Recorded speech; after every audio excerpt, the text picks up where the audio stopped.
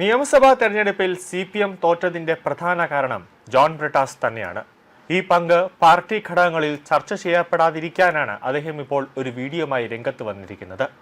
മോദി സർക്കാരിന്റെ PM ശ്രീ പദ്ധതിയുമായി ബന്ധപ്പെട്ട ബ്രിട്ടാസിന്റെ റോളും ഈ പദ്ധതിയിൽ പിണറായി സർക്കാർ ഒപ്പിട്ടതും ഇടതുപക്ഷത്തിന്റെ സംഘപരിവാർ വിരുദ്ധ രാഷ്ട്രീയത്തിനേറ്റ ആദ്യ പ്രഹരമാണ്.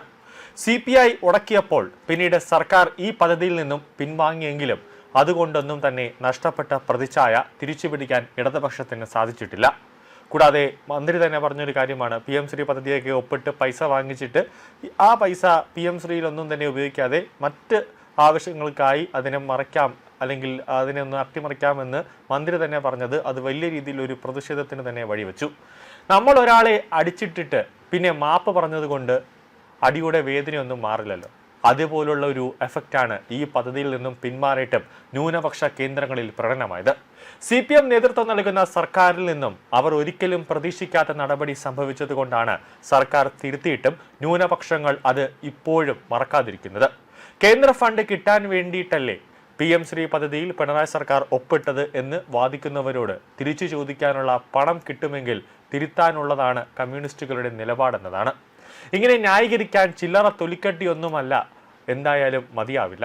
തമിഴ്നാട് സർക്കാർ പോലും ഒപ്പിടാത്ത പദ്ധതിയിലാണ് ഇടതുപക്ഷത്തിന്റെ പ്രഖ്യാപിത നിലപാട് തള്ളി പിണറായി സർക്കാർ ഒപ്പിട്ടിരുന്നത്. ഇതിനെ ന്യായീകരിച്ച് മുഖ്യമന്ത്രിയും വിദ്യാഭ്യാസ മന്ത്രിയും പരസ്യമായി എടുത്ത നിലപാടുകളും ബ്രിട്ടാസിന്റെ ഇടപെടലും എല്ലാം അത്ര നിഷ്കളങ്കമായി കാണാൻ എന്തായാലും രാഷ്ട്രീയ കേരളത്തിന് കഴിയുകയില്ല. പാർട്ടിക്കൊപ്പം കഴിഞ്ഞ കാലങ്ങളിൽ നിന്നിരുന്നവർ എതിർ പാർട്ടി സ്ഥാനാർത്ഥിയായി വന്നതുൾപ്പെടെ പരിശോധിച്ച് മുന്നോട്ടു പോകണമെന്ന ഒരു നിർദ്ദേശം ഇപ്പോഴത്തെ തെരഞ്ഞെടുപ്പ് തോൽവിയുടെ പശ്ചാത്തലത്തിൽ ബ്രിട്ടാസ് ഇപ്പോൾ വീഡിയോയിലൂടെ മുന്നോട്ട് വെച്ചിട്ടുണ്ട്.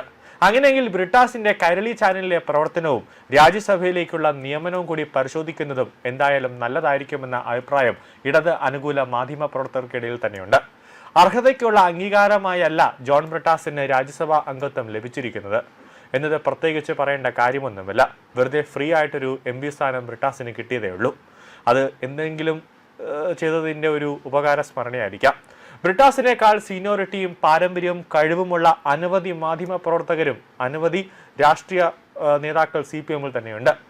അങ്ങനെ അനവധി പേർ CPM ഉണ്ടായിട്ടും ബ്രിട്ടാസിന് തന്നെ നറുക്ക് വീണത് പിണറായി വിജയൻ എന്ന നേതാവിൻ്റെ ഒറ്റ താല്പര്യത്തിലാണ്. അത് പിന്നെ പാർട്ടി തീരുമാനമായി അംഗീകരിക്കപ്പെട്ടു എന്നതാണ് യാഥാർത്ഥ്യം. തനിക്ക് താല്പര്യമുള്ളവരെ പാർട്ടിയിലാണെങ്കിലും സർക്കാരിലാണെങ്കിലും മറ്റേത് പദവിയിലേക്കാണെങ്കിലും പ്രൊമോട്ട് ചെയ്യുക എന്നത് പിണറായിയുടെ ഒരു രീതിയാണ്. ഇതൊരിക്കലും കമ്മ്യൂണിസ്റ്റ് പാർട്ടികളുടെ രീതിയായി കാണാൻ സാധിക്കില്ല. കൈരളി ചാനൽ ഉണ്ടായത് മുതൽ അതിന്റെ MD ആണ് ഈ ജോൺ ബ്രിട്ടാസ്. രാജ്യസഭാ അംഗമായി തിരഞ്ഞെടുക്കപ്പെട്ടിട്ടും ഇതുവരെ അദ്ദേഹം ഈ MD സ്ഥാനം ഒഴിഞ്ഞിട്ടുമില്ല. ഇതൊരു തരത്തിൽ പറഞ്ഞാൽ ഇരട്ട പദവി തന്നെയാണ്. മിടുക്കരായ എത്രയോ സീനിയറായ മാധ്യമ പ്രവർത്തകർ ഇടതുപക്ഷത്തുണ്ട്.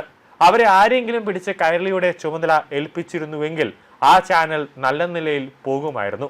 ഇപ്പോഴെന്താണ് BJPയുടെ ചാനൽ എന്ന് പറയുന്ന ജനൻ TVയുടെ ഏറ്റവും പുറകിലേക്ക് കൈരളി ചാനൽ കിടക്കുന്നു.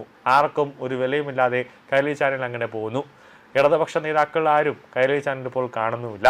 തിരഞ്ഞെടുപ്പ് കാലത്തും ഗുണം ചെയ്യുമായിരുന്നു. ജോൺ ബ്രിട്ടാസ് വെറുതെ രാജ്യസഭയിൽ ചെന്നിരുന്ന് വെറുതെ സമയം കളഞ്ഞു എന്ന് മാത്രമേ ഉള്ളൂ. ഒരു പരാജിതൻ എന്ന ലേബലിലാണ് ബ്രിട്ടാസ് നടക്കുന്നത്. ബ്രിട്ടാസിന്റെ ആവശ്യങ്ങളെല്ലാം നേടിയെടുക്കുന്നുമുണ്ട്. പക്ഷേ ജനങ്ങളുടെ ആവശ്യങ്ങൾ ഒന്നും തന്നെ നിറവേറ്റുന്നുമില്ല.